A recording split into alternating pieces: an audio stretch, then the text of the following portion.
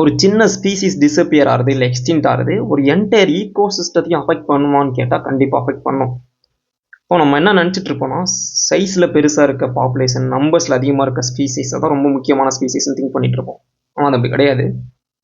என்னன்னா இப்போ எக்ஸாம்பிள் பார்க்கும்போது சி ஆர்டர் என்ன பண்ணுன்னா சி ஆர்ச்சினை சாப்பிடும். சி ஆர்ச்சின் எதை சாப்பிடும்னா கெல்ப் ஃபாரஸ்ட் சாப்பிடும், சீவீட்ஸ் சாப்பிடும். இந்த சீவீட்ஸை நம்பி இருக்க என்டையர் ஈகோ சிஸ்டமும் இப்போ ப்ரொடெக்ட் ஆகிடும்.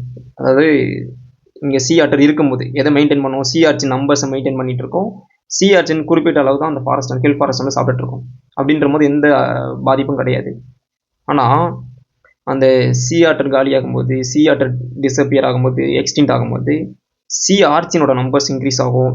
சி ஆர்ச்சின் அதிகமாகிடுச்சு அப்படின்னா கெல்ப் ஃபாரஸ்ட் மொத்தமாக சாப்பிட்ரும். இதை நம்பி இருக்க ஃபிஷ்ஷஸ், சி அனிமல்ஸு, மொத்த ஆர்கனிசமும் டிஸப்பியர் ஆகும்.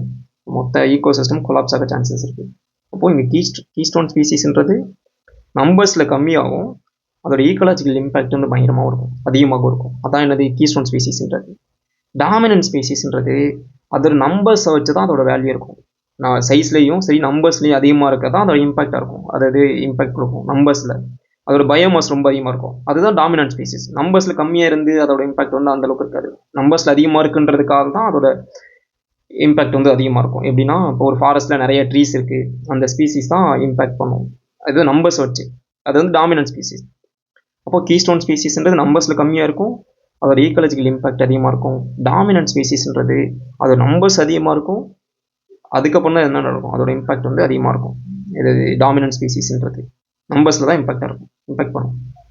அடுத்தடுத்த வீடியோஸில் ஈக்காலஜி ரிலேட்டடாக நிறைய கான்செப்ட்ஸ் பார்ப்போம். சிஎஸ்ஆர் ரிலேட்டடாக ஸ்பேஸ்மேன் அகாடமி ஃபாலோ பண்ணிக்கோங்க.